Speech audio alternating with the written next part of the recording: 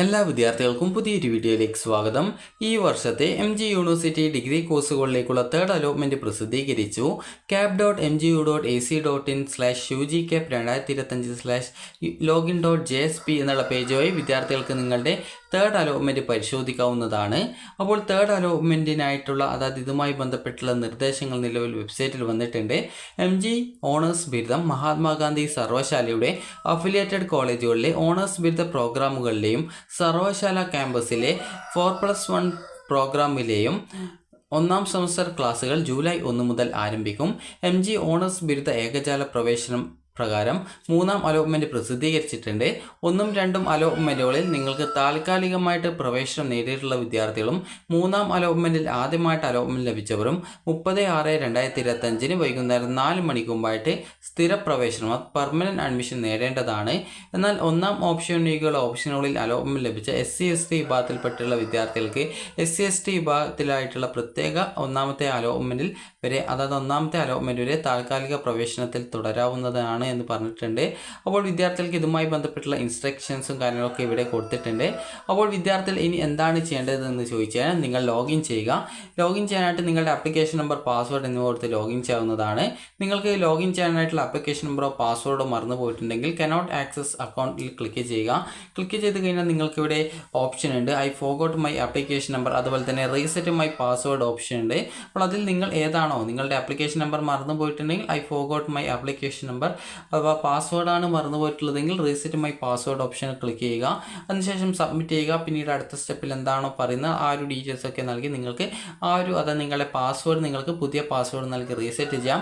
Application number ആണെങ്കിൽ നിങ്ങൾക്ക് recover ചെയ്ത് കിട്ടുന്നത് ആയിരിക്കും. ഇനി വിദ്യാർത്ഥികൾ ചെയ്യേണ്ട കാര്യം എന്ന് പറയുന്നത് നിങ്ങൾ ലോഗിൻ ചെയ്യുക എന്നുള്ളതാണ്.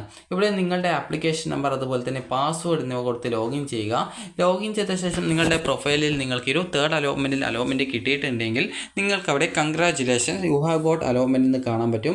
അതുപോലെ തേർഡ് അലോട്ട്മെൻറ്റിൽ പുതുതായിട്ട് അലോട്ട്മെൻറ്റ് കിട്ടിയിട്ടില്ല എങ്കിൽ sorry you have no allotment in this time അല്ലെങ്കിൽ sorry you have no allotment എന്ന് പറഞ്ഞുകൊണ്ട് കാണാൻ സാധിക്കുന്നതാണ്. അപ്പോൾ നിലവിൽ നിങ്ങൾ ഫസ്റ്റ് അലോട്ട്മെൻറ്റിലും സെക്കൻഡ് അലോട്ട്മെൻറ്റിലും നിങ്ങൾ ടെമ്പററി അഡ്മിഷനിൽ തന്നെയാണ് തുടരുന്നതെങ്കിലും അതുപോലെ തേർഡ് അലോട്ട്മെൻറ്റിൽ നിങ്ങൾക്ക് ആദ്യമായിട്ടോ അല്ലെങ്കിൽ പുതുതായിട്ട് മറ്റൊരു ഓപ്ഷനിലേക്കോ അലോട്ട്മെൻറ്റ് കിട്ടുകയും ചെയ്തിട്ടുണ്ടെങ്കിൽ നിങ്ങൾക്ക് ഏത് സീറ്റിലേക്കാണോ നിങ്ങളുടെ അഡ്മിഷൻ അവിടെ കാണിക്കുന്നത് ആ ഒരു സീറ്റിൽ നിങ്ങൾ അഡ്മിഷൻ നേടേണ്ടതാണ്.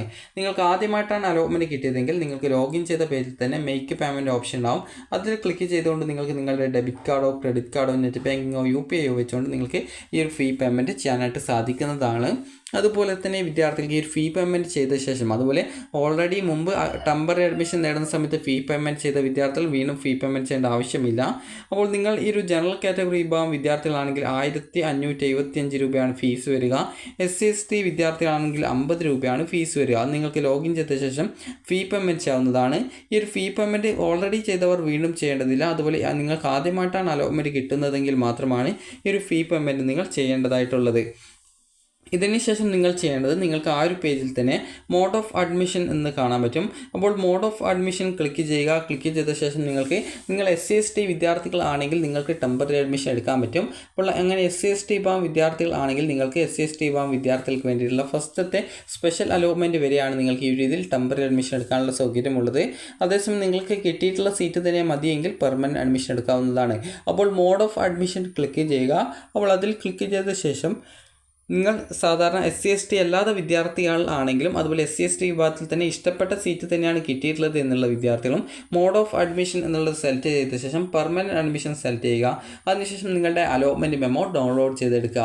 അതുപോലെ തന്നെ നിങ്ങൾ SC/ST വിഭാഗം വിദ്യാർത്ഥികളാണെങ്കിൽ SC/ST വിഭാഗം വിദ്യാർത്ഥികൾക്ക് വേണ്ടിയിട്ടുള്ള ഒന്നാമത്തെ സ്പെഷ്യൽ അലോട്ട്മെൻറ്റ് വരെ ടെമ്പററി അഡ്മിഷൻ തുടരാം.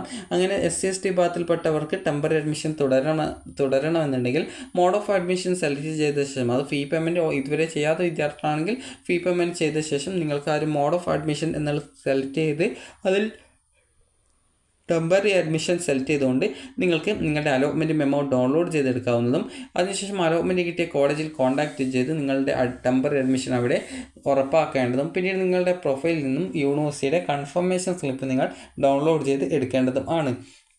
അപ്പോൾ നിങ്ങൾ പെർമനൻറ്റ് അഡ്മിഷൻ എടുക്കുന്ന വിദ്യാർത്ഥികൾ കോളേജിൽ പോയിട്ട് നിങ്ങൾ അഡ്മിഷൻ നേടണം. ഈ ഒരു അലോട്ട്മെൻറ്റ് മെമ്മോ ഡൗൺലോഡ് ചെയ്തെടുത്ത ശേഷം നിങ്ങൾ അഡ്മിഷനായിട്ട് ആവശ്യമായിട്ടുള്ള ഡോക്യുമെൻറ്റ്സ്, അഡ്മിഷനായിട്ട് വേണ്ട ഡോക്യുമെൻറ്റ്സ് എന്ന് പറയുമ്പോൾ ഏതൊക്കെയാണ് എന്ന് ചോദിച്ചു കഴിഞ്ഞാൽ, അതായത് ഒന്നാമത്തെ നിങ്ങളുടെ അലോട്ട്മെൻറ്റ് മെമ്മോയാണ്. അടുത്തതായിട്ടുള്ളത് നിങ്ങളുടെ ഡേറ്റ് ഓഫ് ബർത്ത് തെളിയിക്കാനായിട്ടുള്ള സർട്ടിഫിക്കറ്റ്, അതുപോലെ TC സ്വഭാവ സർട്ടിഫിക്കറ്റ്, അതുപോലെ +2 സർട്ടിഫിക്കറ്റ്, അതല്ലെങ്കിൽ ഇക്വലൻസ് സർട്ടിഫിക്കറ്റ്. ഇക്വലൻസ് സർട്ടിഫിക്കറ്റ് എന്ന് പറയുമ്പോൾ തുല്യതാ സർട്ടിഫിക്കറ്റ് ആണ്. അപ്പോൾ തുല്യതാ സർട്ടിഫിക്കറ്റ് ഹാജരാക്കുന്നവർ എലിജിബിലിറ്റി സർട്ടിഫിക്കറ്റ് MG യൂണിവേഴ്സിറ്റി എന്നുള്ളത് ഹാജരാക്കണം. അതുപോലെ തന്നെ മൈഗ്രേഷൻ സർട്ടിഫിക്കറ്റ് ആവശ്യമുള്ളവർക്ക്, അത് CBSE ICSE വിദ്യാർത്ഥികൾക്ക്, അതായത് കേരളത്തിന് പുറത്തുള്ള ബോർഡുകളിൽ നിന്നാണ് നിങ്ങൾ +2 പാസ്സായതെങ്കിൽ മാത്രമാണ് മൈഗ്രേഷൻ സർട്ടിഫിക്കറ്റ്. അതുപോലെ SC/ST വിദ്യാർത്ഥികളാണെങ്കിൽ കാസ്റ്റ് സർട്ടിഫിക്കറ്റ്, അതുപോലെ തന്നെ ഈ ഒരു SCBC വിഭാഗം വിദ്യാർത്ഥികളാണെങ്കിൽ നോൺ ക്രിമിനൽ സർട്ടിഫിക്കറ്റ്, അതുപോലെ EWS വിഭാഗം വിദ്യാർത്ഥികളാണെങ്കിൽ ഇൻകം ആൻഡ് അസറ്റ് സർട്ടിഫിക്കറ്റ്, അതുപോലെ തന്നെ നിങ്ങൾക്ക് ബോണസ് പോയിൻറ്റോ അല്ലെങ്കിൽ മറ്റെന്തെങ്കിലും വെയിറ്റേജോ ഉണ്ടെങ്കിൽ അതുമായി ബന്ധപ്പെട്ടുള്ള സർട്ടിഫിക്കറ്റുകൾ. അപ്പോൾ ഇത്രയുമാണ് നിങ്ങൾക്ക് ആവശ്യമായിട്ടുള്ളത്. അതുപോലെ തന്നെ നിങ്ങൾ ഫീ പേയ്മെൻറ്റ് ചെയ്തതിൻ്റെ ആ റെസിപ്റ്റും കാര്യങ്ങളൊക്കെ നിങ്ങൾ എടുക്കേണ്ടതാണ്. അപ്പോൾ ഇത്രയുമാണ് നിങ്ങൾ അഡ്മിഷനായിട്ട് പോകുന്ന സമയത്ത് എടുക്കേണ്ടത്. അപ്പോൾ നിങ്ങൾക്ക് ഈ ഒരു ജൂൺ 30 വരെയാണ് കോളേജിൽ ജോയിൻ ചെയ്യാൻ പറ്റുക. അതുപോലെ തന്നെ നിങ്ങൾ ശ്രദ്ധിക്കേണ്ട കാര്യം, കോളേജിൽ പോകുന്നതിന് മുമ്പായിട്ട് പെർമനൻറ്റ് അഡ്മിഷൻ നേടുന്ന വിദ്യാർത്ഥികൾ എത്ര രൂപയാണ് ഫീസ് അടക്കേണ്ടതെന്ന് കൃത്യമായിട്ട് കോളേജിൽ ചോദിച്ച് മനസ്സിലാക്കേണ്ടതാണ്. കാരണം കോളേജിൽ ഈ ഒരു കോഴ്സിന് സെപ്പറേറ്റ് ഫീസ് ആയിരിക്കും. അത് കൃത്യമായിട്ട് ചോദിച്ച് മനസ്സിലാക്കിയ ശേഷം കോളേജിൽ അഡ്മിഷനായിട്ട് പോവുക. അപ്പോൾ വിദ്യാർത്ഥികൾക്ക് ഇന്നു മുതൽ ജൂൺ 30 വൈകുന്നേരം 4 മണി വരെയാണ് വിദ്യാർത്ഥികൾക്ക് ഈ ഒരു അഡ്മിഷൻ നേടാൻ സാധിക്കുക. അപ്പോൾ നിങ്ങൾക്ക് ഈ ഒരു വീഡിയോ ഉപകാരപ്രദമായിട്ടുണ്ടെങ്കിൽ ലൈക്ക് ചെയ്യുക, ഷെയർ ചെയ്യുക. Thank you for watching.